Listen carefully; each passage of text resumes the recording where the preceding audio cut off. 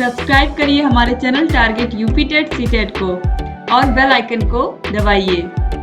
Hello दोस्तों, मैं आनंद स्वागत करता हूं आप सभी का आपके अपने channel target UP TET CTET में। दोस्तों, इस क्लास में हम लोग देखने वाले हैं आपके डीएलएड फोर्थ सेमेस्टर के 2017 का जो मैथ का पेपर आया था उसका पूरा सोल्यूशन हम यहाँ पे देखने वाले हैं इस क्लास में। और इससे पहले मैंने आपके 18, 19, 20, 21 ये सभी पेपर सॉल्व करा दिए हैं, तो सभी का लिंक आपको नीचे डिस्क्रिप्शन बॉक्स में मिल जाएगा। यहाँ पे आपको मैथ के सामने का जो लिंक होगा, मैथ के सामने जो ब्लू कलर की लिंक आपको दिख रही होगी उस पर आप क्लिक करोगे तो आपको प्लेलिस्ट में सभी मैथ के जितनी क्लासेस मैंने ली हैं वह देखने को मिल जाएंगी।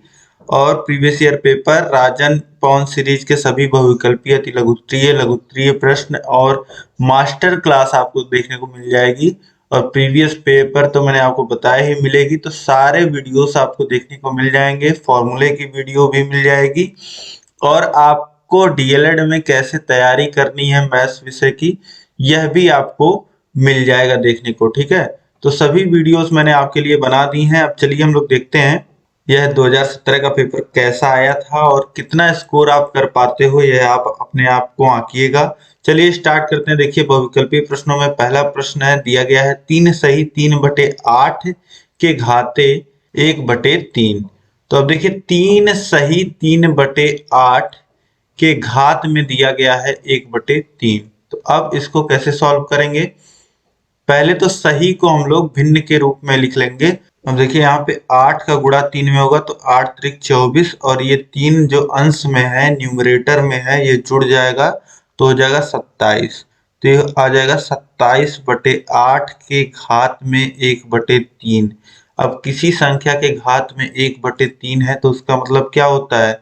क्यूब रूट होता है। ठीक है, घनमूल होता है। अब 27 को कितना लिख सकते हैं? 3 के घाते 3 और 8 को लिखा जा सकता है 2 के घाते 3। अब देखिए क्यूब रूट ऑफ 3/2 का क्यूब इसको लिखा जा सकता है। ठीक है, 3 के घाते 3 है और बटे 2 के घाते 3 है, तो अंश के भी घात में 3 है, हर के भी घात में, तो पूरे के घात में हम लोग 3 लिख सकते हैं। अब देखिए पूरे के घात में 3 है और यहाँ पे है क्यूब रूट, तो ये क्या आ जाएगा? ये क्यूब रूट से बाहर आ जाएगा और इसकी वैल्यू कितनी आ जाएगी? 3/2। और इस 3/2 को हम लोग कितना लिख सकते हैं? 1 सही 1/2।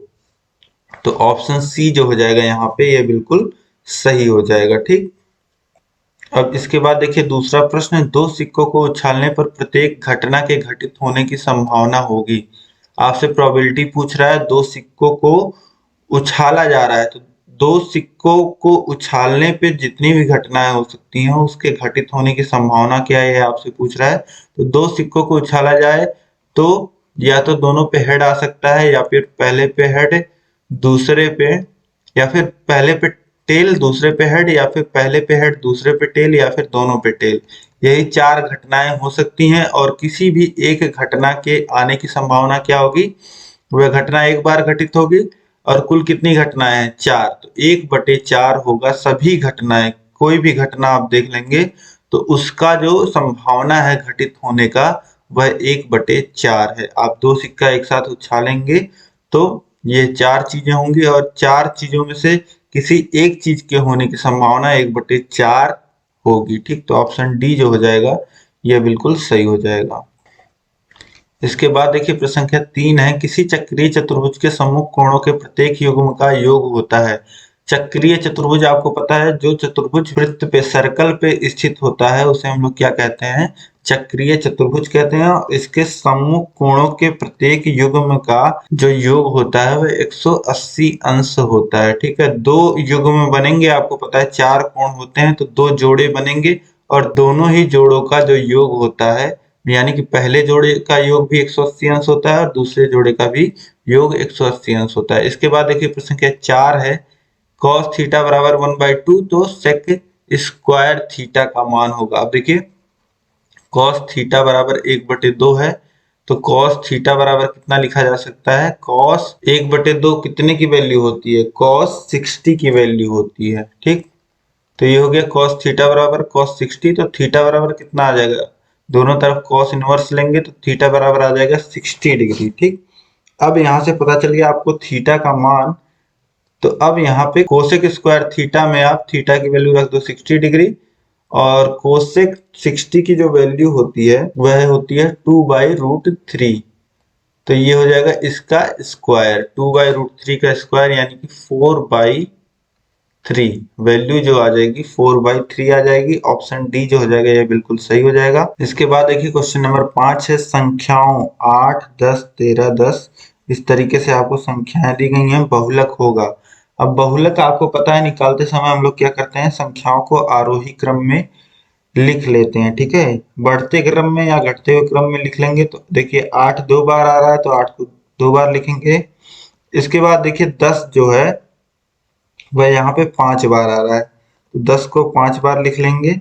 इसके बाद देखिए 11 एक बार आ रहा है, और इसके बाद 13 3 बार आ रहा है, तो 13 को 3 बार लिख लेंगे। एक क्रम में आप लिख लोगे तो इससे आपको पता चल जाएगा कि कौन सी संख्या कितनी बार आ रही है। तो यहाँ पे देखिए सबसे अधिक बार 10 आ रहा है, तो बहुलक क्या हो जाएगा, 10 हो जाएगा। किन्हीं भी दी गई संख्याओं में जो संख्या सबसे अधिक बार आती है उसे हम लोग क्या कहते हैं, बहुलक कहते हैं। और कोई संख्या ऐसे मान लेते हैं, दो संख्याएं हैं जो 4 4 बार आ रही हैं, तो दोनों बहुलक हो जाएंगी, ठीक है। अब इसके बाद हम लोग आगे देखते हैं। अगला प्रश्न देखिए, अब अतिलघु उत्तरीय प्रश्न स्टार्ट हो रहे हैं। 5 प्रश्न आपने देख लिए बहुविकल्पी के। देखिए प्रश्न संख्या 6 है, x²/5 = 20 को हल कीजिए। अब दिया गया है x²/5 = 20, तो x का मान आपको निकालना है। देखिए x² बराबर हो जाएगा, अब 20/1 और बराबर का चिन्ह है, तिर्यक गुणा करिए आप। तो 1 का गुणा होगा x² में और 5 का गुणा होगा 20 में। x² में जब 1 का गुणा होगा तो ये हो जाएगा x² और 5 का गुणा होगा 20 में, तो ये कितना हो जाएगा, x² बराबर 100। और x बराबर अगर हम लिखना चाहें तो हम रूट लगाएंगे और प्लस माइनस आगे लगा देंगे, ठीक है। तो कितना आ जाएगा, x बराबर ±10। मतलब दोनों मान हो सकते हैं x के, या तो +10 होगा या -10 होगा, या फिर सिंपली आप केवल 10 ही लिख दोगे, √100 लगा के बराबर 10 के दिखा दोगे तो भी सही रहेगा, ठीक है। अब इसके बाद देखिए प्रश्न संख्या 7 है, यदि त्रिज्या 2.1 सेमी वाले वृत्त का क्षेत्रफल ज्ञात कीजिए। एक वृत्त का क्षेत्रफल हमको निकालना है। एरिया जो होता है वृत्त का वह होता है πr²। अब इसका एरिया हमको निकालना है, जिसका जो त्रिज्या है r है वह 2.1 है।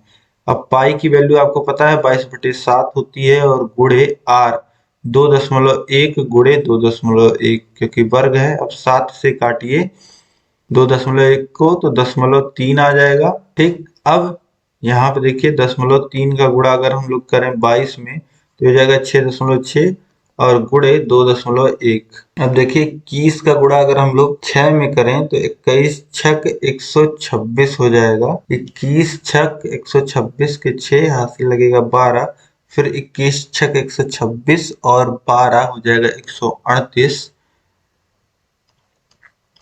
तो 138 इस तरीके से लिख देंगे। और यहाँ पे देखिए एक स्थान पे यहाँ दशमलव है, एक स्थान पे यहाँ, यानी कि 2 स्थान पे दशमलव लगेगा, तो हो जाएगा 13.86। और जो मान दिया गया है वह सेंटीमीटर में दिया गया है, तो सेंटीमीटर स्क्वायर या वर्ग सेंटीमीटर आप लिख सकते हैं, ठीक है। तो इस तरीके से ये सोल्यूशन हो जाएगा इसका। इसके बाद देखिए प्रश्न संख्या 8 है, यदि चतुर्भुज के 3 बाह्य कोण क्रमशः 80, 100, 120 हो तो चौथे अंतःकोण का मान बताओ। अब 3 बाह्य कोण आपको, एक चतुर्भुज के 3 बाह्य कोण आपको दिए गए हैं, चौथे अंतःकोण का आपसे मान पूछ रहा है। देखिए जो बाह्य कोण की बात यहाँ पे की गई है, अगर आप चतुर्भुज बनाते हैं इस तरीके से, देखिए इस तरीके से एक चतुर्भुज बना लीजिए। अब यहाँ पे देखिए आपको यह जो बाह्य कोण दिया गया है, बाह्य मतलब बाहर का कोण जो दिया गया है वह 80 अंश दिया गया है, ठीक। तो अब देखिए ये दो रेखाएं हैं, ये मान लेते हैं ए और बी पॉइंट है, और ये सी और डी पॉइंट है। तो ए बी जो रेखा है वह सी डी रेखा को काट रही है, ठीक है। और ये जो कोण बन रहा है वह इस कोण के बराबर होता है नियमतः, ठीक है। तो ये 80 है तो ये भी 80 हो जाएगा। इसी प्रकार से और जो बाह्य कोण आपको दिए गए हैं, जैसे ये 100 अंश दिया गया है तो ये भी 100 अंश हो जाएगा, और यह जो 120 अंश दिया गया है यह भी 120 अंश हो जाएगा। ठीक, अब ये तीनों अंतः कोण की तरह हो गए, आप देख रहे हैं। तो अब जो चतुर्भुज होता है, क्वाड्रिलेटरल होता है, इसके चारों अंतः कोणों का जो योग होता है वो कितना होता है? 100 धन 80 धन 120 धन, मान लेते हैं चौथा कोण x है, तो इन चारों का योग कितना होता है? 360 होता है। x बराबर कितना हो जाएगा? 360 माइनस इन दोनों को जोड़ लीजिए आप, तो हो जाएगा 180 धन 120 माइनस 300 अंश।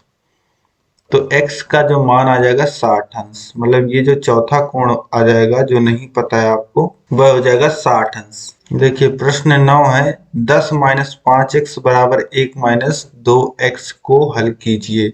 10 माइनस 5x बराबर 1 माइनस 2x, यहाँ पे x का मान निकालना है आपको अगर हल करने की बात कर रहा है। तो देखिए 10 माइनस 1 को इधर ले आइए प्लस 1 को, तो माइनस 1 हो जाएगा, माइनस 5x को इधर भेज दीजिए तो 2x धन 5x हो जाएगा।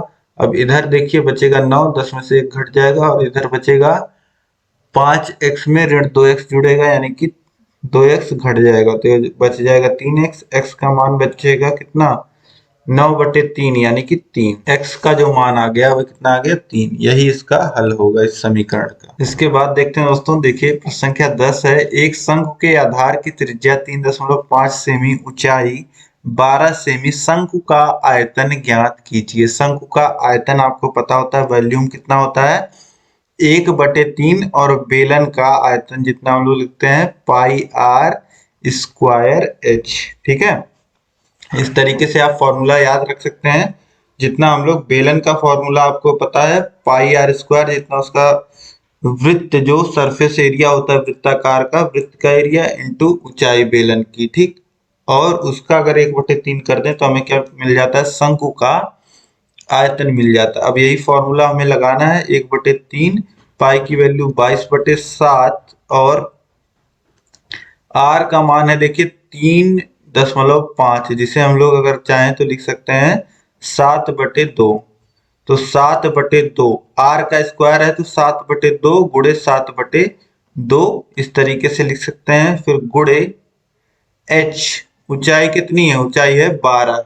अब यहां से सॉल्व करिए, देखिए 7 से 7 कट जाएगा और फिर यहाँ आप 3 से काटिए 12 को, 4 बार में कट जाएगा। फिर 2 से काटेंगे 4 को, 2 बार में कट जाएगा। फिर इस 2 से काटेंगे 2 को, 1 बार में कट जाएगा पूरा पूरा। अब देखिए 22 का गुणा 7 में होगा तो 7 दूनी 14 के 4, हाथ से लगाइए, फिर 7 दूनी 14 और 1 15, 154 सेंटीमीटर क्यूब ये आ जाएगा वॉल्यूम। शंख का जो वॉल्यूम आ जाएगा, आयतन आ जाएगा, वो कितना आ जाएगा? 154 सेंटीमीटर क्यूब।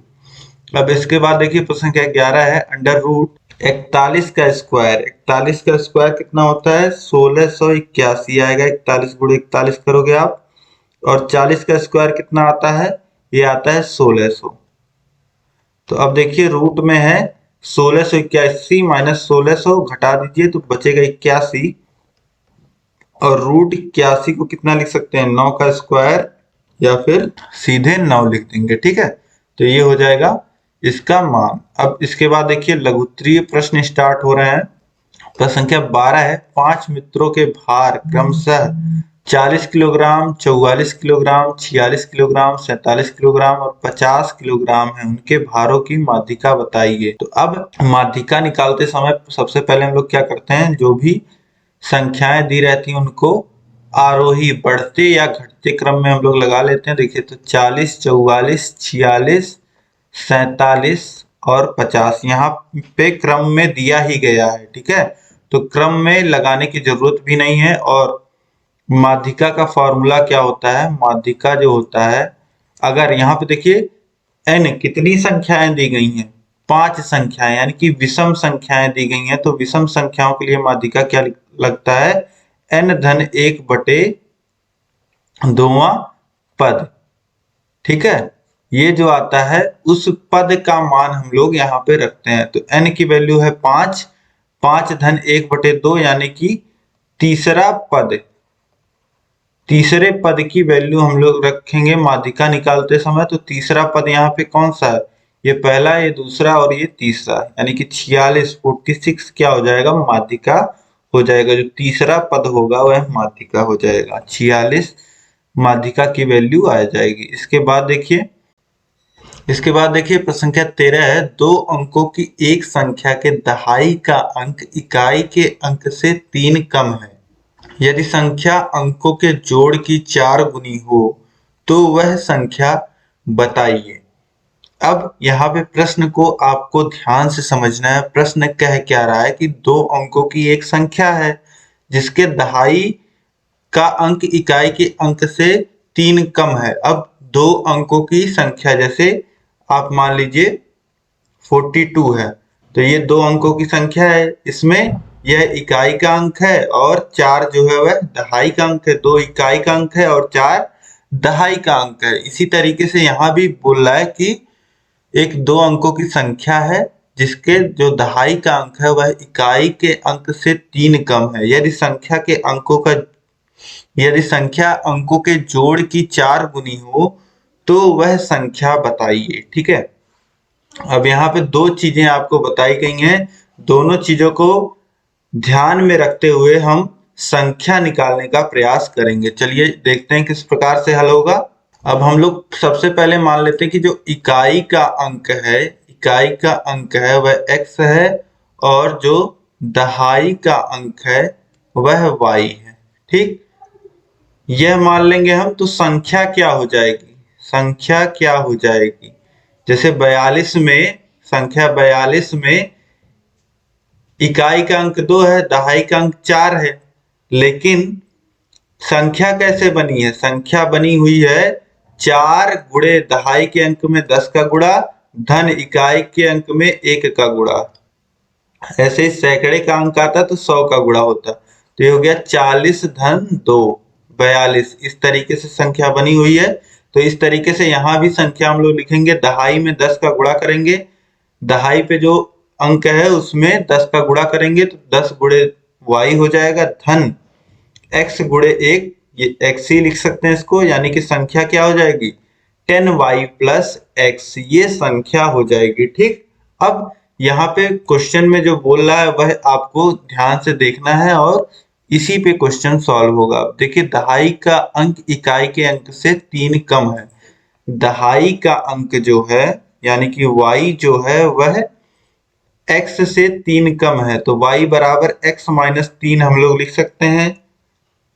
यह आपको समझ में आ रहा है, क्योंकि जो दहाई का अंक है वह इकाई के अंक से 3 कम है, यानी कि इकाई में से अगर हम लोग 3 घटा देते हैं तो वह किसके बराबर हो जाएगा? दहाई के। ठीक, अब इसके बाद दूसरा जो कह रहा है कि यदि संख्या अंकों के जोड़ की 4 गुनी हो तो वह संख्या बताइए। अब यह जो संख्या जो है वह अंकों के जोड़ की 4 गुनी है, यानी कि 10y प्लस x बराबर 4 गुना है किसके? संख्या के अंकों के जोड़ के, यानी कि x धन y संख्या के अंकों के जोड़ की 4 गुनी है। संख्या जो है वह अंकों के जोड़ की 4 गुनी है, यानी कि x धन y अगर किया जाए और उसको 4 गुना कर दिया जाए तो संख्या के बराबर हो जाएगा। यह आपसे कह रहा है। अब इसको इस तरीके से सॉल्व करके लिख लीजिए,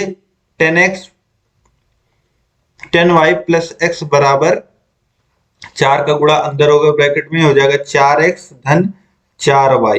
ठीक, अब सभी को एक तरफ हम लोग लिख लेंगे तो ये हो जाएगा, देखिए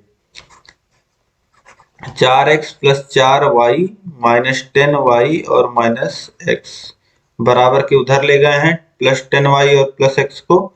तो ये अब क्या लिख सकते हैं? 3x माइनस 6y बराबर 0, या फिर 3 से भाग दे दीजिए तो ये हो जाएगा x माइनस 2y बराबर 0।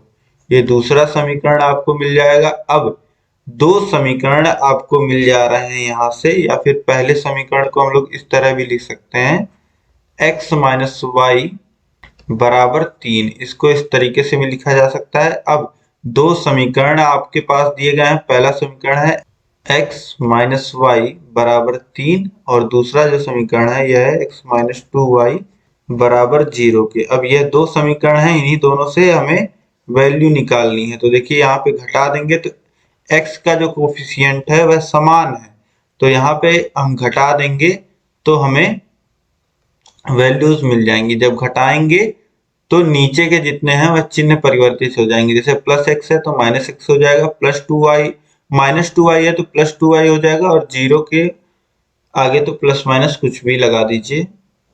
अब देखिए यहाँ पे क्या हो जाएगा, यहाँ पे x में से x घट जाएगा तो x पूरी तरीके से कट जाएगा, 0 हो जाएगा। और ऊपर देखिए माइनस वाई, नीचे है प्लस 2y, तो ये क्या हो जाएगा, प्लस 2y में से y घट जाएगा तो बचेगा y, और 3 में से 0 घटेगा तो बचेगा 3। y की वैल्यू 3 आ गई। अब यहाँ पे पहले समीकरण में y की वैल्यू आप रख दीजिए तो x माइनस 3 बराबर 3, यानी x की वैल्यू कितनी आ जाएगी, 6 आ जाएगी। तो y की वैल्यू 3 हो गई और x की वैल्यू 6 हो गई। तो इस प्रकार से संख्या कितनी हो जाएगी, देखिए इकाई का अंक है 6 और दहाई का अंक है 3, संख्या हो गई 36। ठीक है, आपसे यहाँ पे संख्या पूछ रहा था तो संख्या का मान कितना आ जाएगा, संख्या क्या आ जाएगी, 36 आ जाएगी। इसके बाद देखिए अगला प्रश्न है, प्रश्न संख्या 14, 2y plus 4y equals to 9। तो अब देखिए 2y प्लस 4, और अगर y पूरे के बटे में लिखा जाए तो यहाँ पे ऊपर y का गुणा हो जाएगा, क्योंकि इसके नीचे बटे में 1 था, हमने y लिख दिया है तो ऊपर y का गुणा हो जाएगा बराबर 9। अब तिर्यक गुणा कर लीजिए, 9 बटे 1, 1 का गुणा ऊपर अंश में होगा और y का गुणा इधर 9 में होगा। तो ये कितना हो जाएगा, ये हो जाएगा 2y स्क्वायर प्लस 4 बराबर 9y के। अब इधर ले आइए, 2y माइनस 9y प्लस 4 बराबर 0 हो जाएगा। अब देखिए ये एक समीकरण आपको मिल गया, इसको आपको हल कर लेना है। एक समीकरण इस तरीके से आप द्विघातीय समीकरण आपको मिल गया, इसका गुणनखंड आपने सीख ही रखा है कि a का गुणा c में करते हैं तो 8 आएगा। तो अब 9 को इस तरीके से लिखना है आपको कि गुणा करने पे आपको 8 मिले और जोड़ने पे भी आपको 8 मिले। ठीक है, तो इस तरीके से आप क्या लिख सकते हैं, इसको आप लिख सकते हैं 2y square minus 8y minus y plus 4 बराबर 0। इस तरीके से आप लिख देंगे। अब क्या करोगे, पहले दो पदों में 2y कॉमन ले लोगे तो y माइनस 4 बचेगा, और बाद के दोनों पदों में क्या कॉमन हो जाएगा, -1, तो ये हो जाएगा y माइनस 4 बराबर 0, और ये y माइनस 4 दोनों जगह कॉमन हो जाएगा, और यहाँ पे बचा है 2y, यहाँ पे -1। अब देखिए बराबर 0 हो जाएगा। अब एक एक को बराबर 0 को करिए, y माइनस 4 को बराबर 0 के करेंगे तो y की वैल्यू 4 मिल जाएगी, और 2y माइनस 1 बराबर 0 करोगे तो y की वैल्यू क्या मिल जाएगी, 1/2 मिल जाएगी। तो दो वैल्यू y की निकल के आ रही है, y बराबर 4 और y बराबर 1/2। तो इस तरीके से इसको भी आप बहुत ही आसानी से हल कर सकते हो। अब इसके बाद हम लोग नेक्स्ट क्वेश्चन देखेंगे। नेक्स्ट प्रश्न है, देखिए प्रश्न संख्या 15, 3 सेमी ऊंचाई वाले एक समलंब का क्षेत्रफल 12 सेंटीमीटर स्क्वायर, यदि समांतर भुजाओं में से एक 3 सेमी हो तो दूसरे की लंबाई बताइए। ठीक है, अब यहाँ पे एक समलंब चतुर्भुज के क्षेत्रफल की बात कर रहे हैं यहाँ पे, और उसका क्षेत्रफल आपको दिया भी गया है, और समांतर भुजाओं में से एक भुजा का क्षेत्रफल दिया गया है। ठीक, एक समांतर भुजाओं में से एक भुजा की लंबाई दी गई है और दूसरे भुजा की लंबाई आपसे पूछ रहा है। ठीक है, तो सबसे पहले आपको पता है कि समलंब चतुर्भुज का जो क्षेत्रफल होता है वह समांतर भुजाओं के योग का आधा होता है, यानी कि एरिया बराबर अगर लिखा जाए तो हाफ ऑफ दोनों भुजाओं के योग का जो समांतर है a प्लस बी का आधा हो गया ये, और गुणे इन दोनों के बीच की लंबवत दूरी जिसे h कह सकते हैं आप, तो ये होता है इसका सूत्र, अब देखिए एरिया आपको 12 दिया गया है और 1/2 गुणे a प्लस बी। अब मान लेते हैं a आपको दिया गया है, एक भुजा जो दिया गया है वह 3 सेमी दिया गया है, दूसरा भुजा में निकालना है तो उसे b ही लिख देंगे। और दोनों के बीच की जो दूरी दी गई है, देखिए 3 सेमी ऊंचाई वाले समलंब, यानी कि h का कितना मान है 3।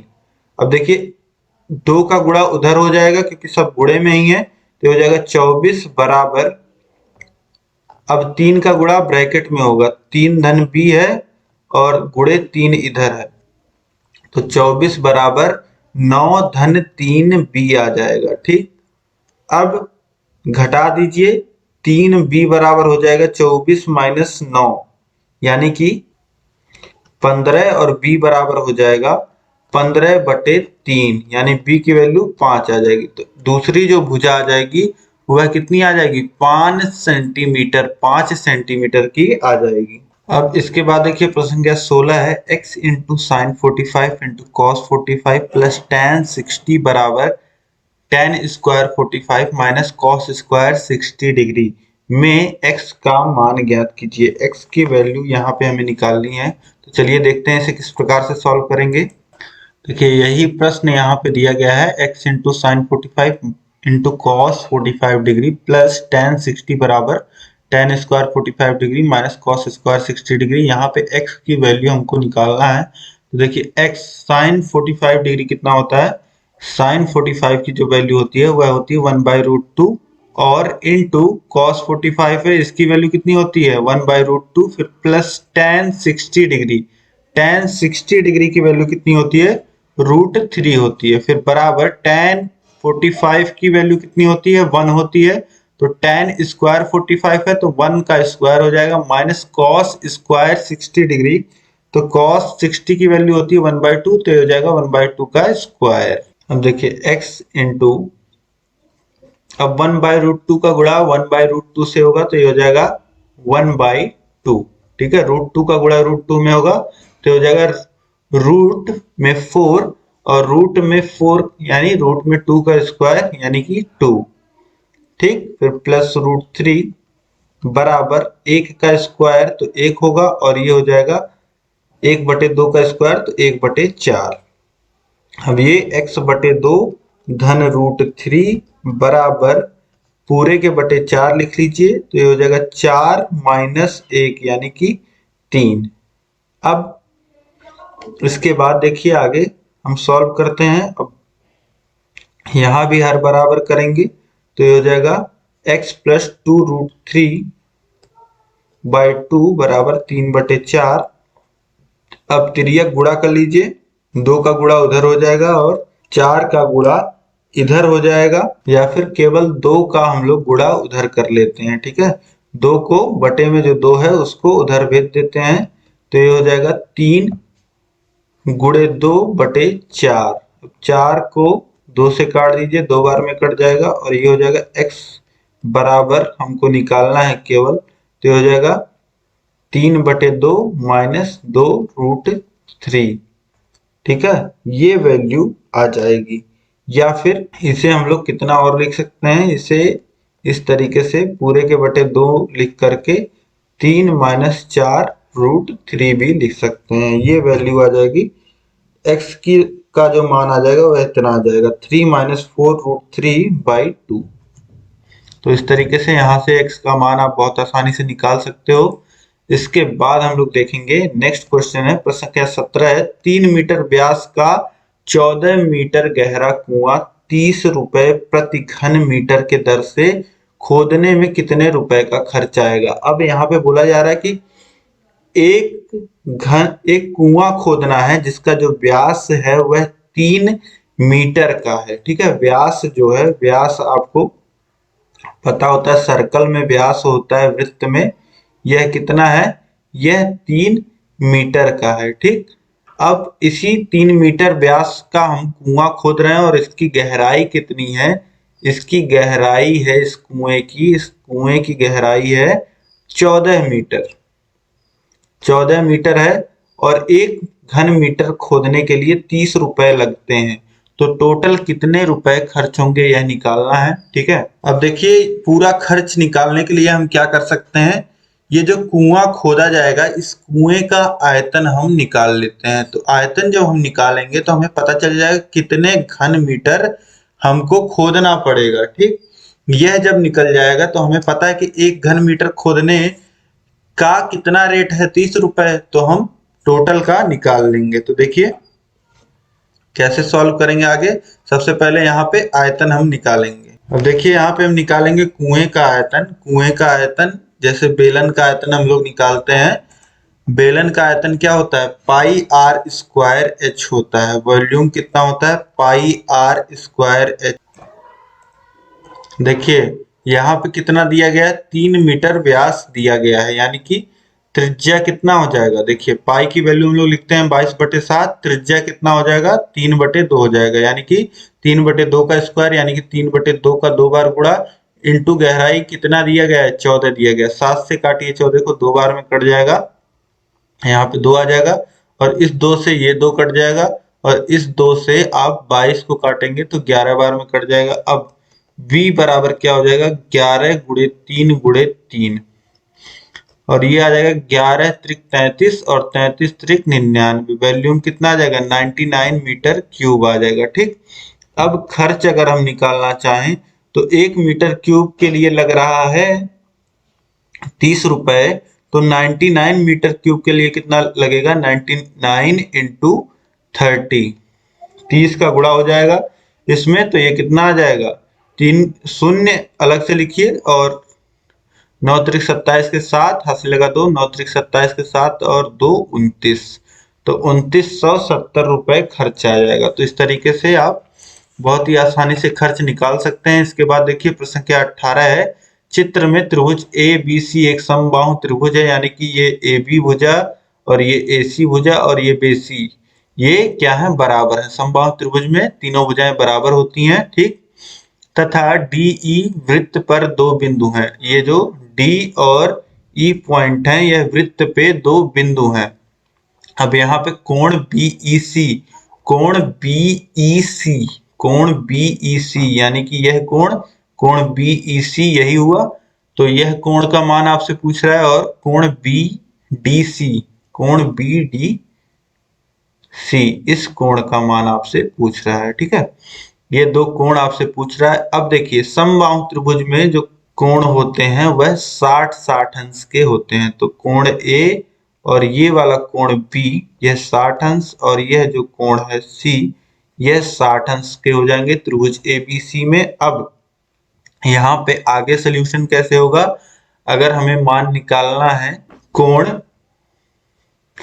बीडीसी का, तो ये बराबर होगा कोण बीएसी के, बीएसी के बराबर होगा। कोण जो बीएसी होगा, कोण बीएसी होगा वह बीडीसी के बराबर होगा। जो कोण बीडीसी होगा, बीडीसी यह बराबर होगा कोण बीएसी के। कैसे, क्योंकि यह एक ही वृत्त खंड में बने कोण है। देखिए बीसी जो जीवा है यह वृत्त को 2 भागों में बांट रही है, और इसी जीवा से दोनों कोण बने। देखिए बीसी से दोनों कोण यह बने हुए हैं, तो कोण बी डीसी का जो मान हो जाएगा वह कितना हो जाएगा, 60 अंश। ठीक है, इस तरीके से अब इसका मान आ गया आपके पास 60 अंश। और अगर आप देखो चतुर्भुज, चक्रीय चतुर्भुज ए बी ई और सी में ये जो कोण ए है और कोण ई है ये क्या है, यह है सम्मुख कोण होते हैं। इनका जो मान होता है, इनका जो योग होता है वह कितना होता है, 180 अंश होता है। तो कोण बी ए सी धन कोण बी ई सी बराबर कितना हो जाएगा, 180 अंश के हो जाएगा। और कोण बी ए सी आपको पता है 60 अंश, कोण बी ई सी कितना हो जाएगा, यहां से 180 माइनस 60 अंश, तो कोण बी ई सी का जो मान आ जाएगा वह कितना आ जाएगा, 120 अंश आ जाएगा। तो यहाँ से इन दोनों कोणों को आप निकाल सकते हैं। इस तरीके से यहाँ पे आपका पूरा क्वेश्चन पेपर दोस्तों यहाँ पे हमने हल कर लिया। उम्मीद है कि पूरा क्वेश्चन पेपर आपको एक एक प्रश्न समझ में आया होगा और आप कमेंट करके बताइए कैसा रहा यह पेपर आपके लिए, कितना स्कोर आपने किया और यह क्लास आपको कैसी लगी। और इस क्लास को, इस वीडियो को आप लाइक करिएगा, अपने दोस्तों में कम से कम खास 5 मित्रों में आपको अधिक से अधिक इस वीडियो को शेयर करना है, सभी ग्रुपों में भी।